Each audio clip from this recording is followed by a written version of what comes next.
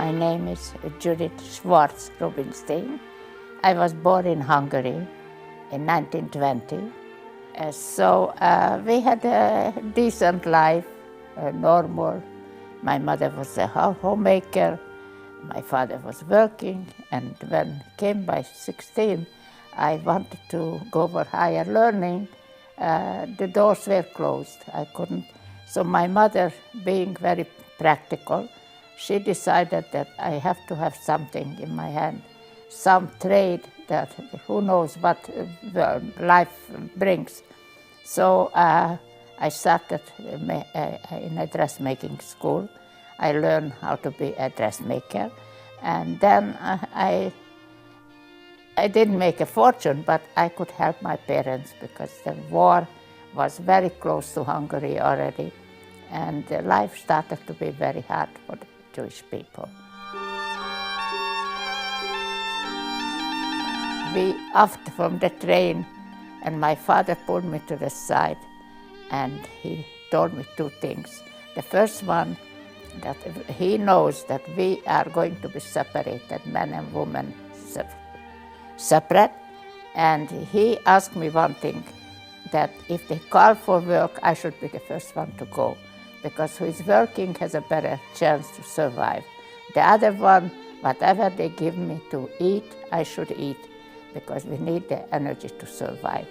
He blessed me. I never saw him again. When they got to Auschwitz,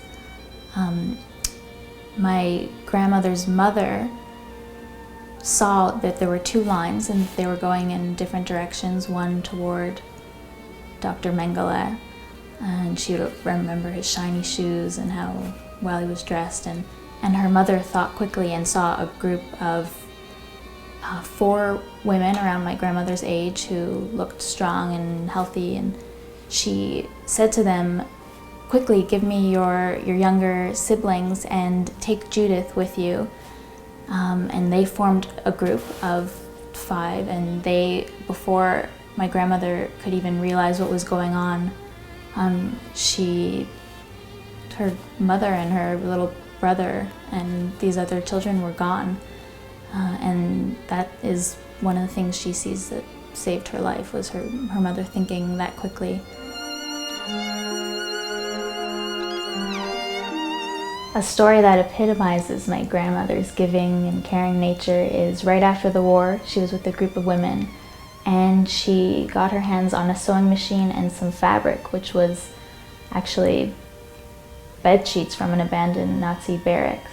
And she sewed 10 beautiful dresses for these women because she wanted them to have some dignity back, not to be wearing shmatas, but to feel like they were human again.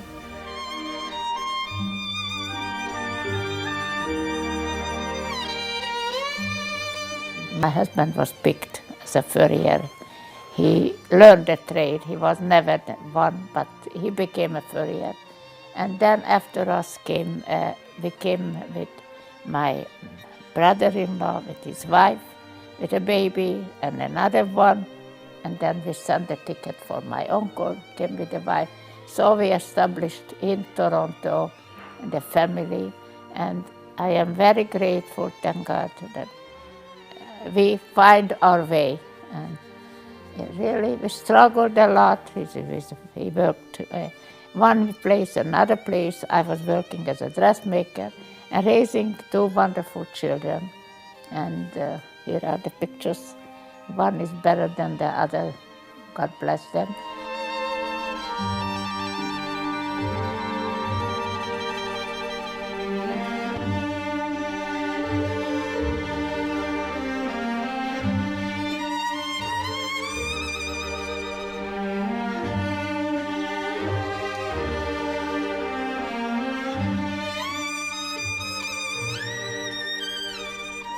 When my grandmother came to Canada after the war, it was a relief for her to be somewhere safe and somewhere new, and with her new family, her husband and her baby son.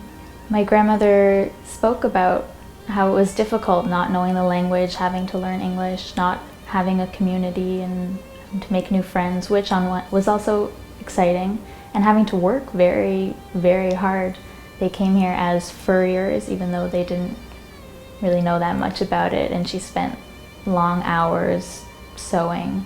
But even those long, unpleasant hours didn't take away from her pride in her work in sewing, and when she came to Canada, she taught other women how to sew, as she had done in the refugee camp in Italy.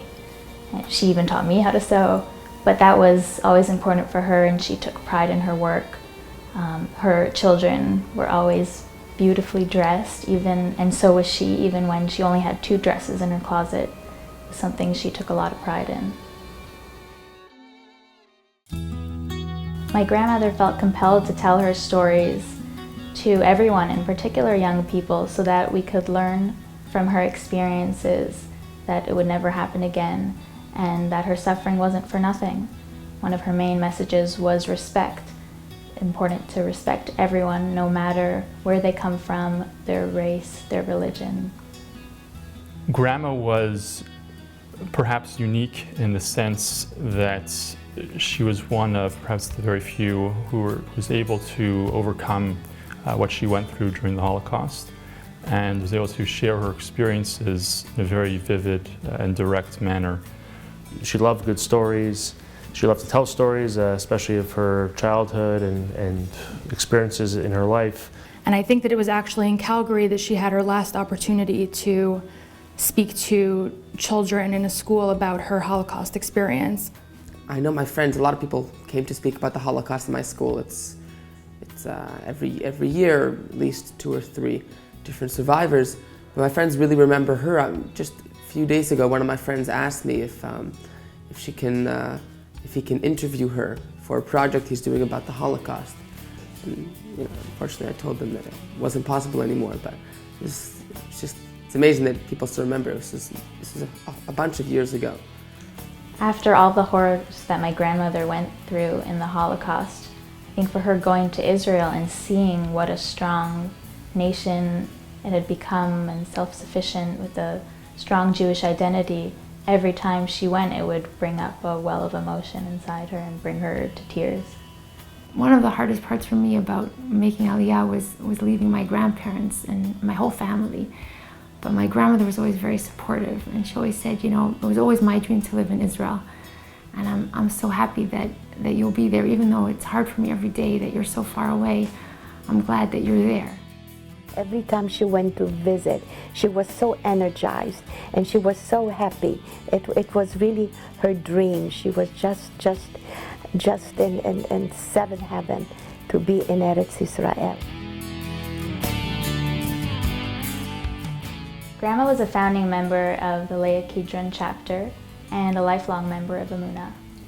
So we did start a chapter, and all of us, though we did not have much experience in actually, in holding meetings, it was interesting just getting together and socialize.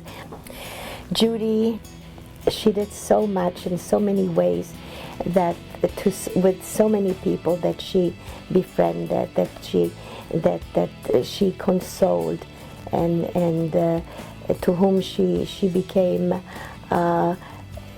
more than just a friend. One of the things my grandma loved so much about Emunah is that it gives disadvantaged people the opportunity to rebuild their lives like she had to rebuild hers after the Holocaust. We always managed to do wonderful work on behalf of the organization, and it really became one of the most, I would say, prolifically successful chapters of Emunah. It feels right that my grandmother's name and presence will be at Neve Sarah Herzog, a place that provides the opportunity for young women to unlock their potential.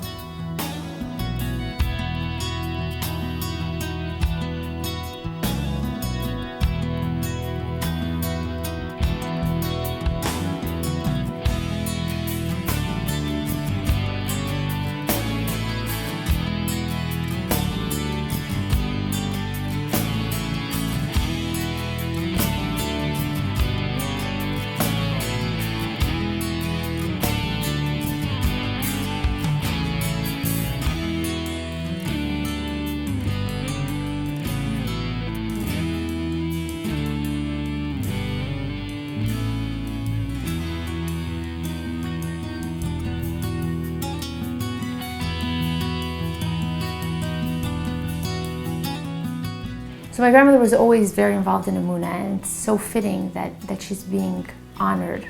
Although if she would know about it, she would say, what are you honoring me for? No, I don't need it, I don't want it. But still, it's the right thing and it makes sense, and she would be happy that she can contribute. And she'd be happy about the good that's going to come out of whatever she can do. So I think it was a fitting choice, and we're really proud of her. Many years ago, when I was a prisoner in the German concentration camp, I had a dream, an impossible dream, to be free again, to live a normal life as human being, entitled to live anywhere. Baruch Hashem, my dream came true. After much suffering, I was free again.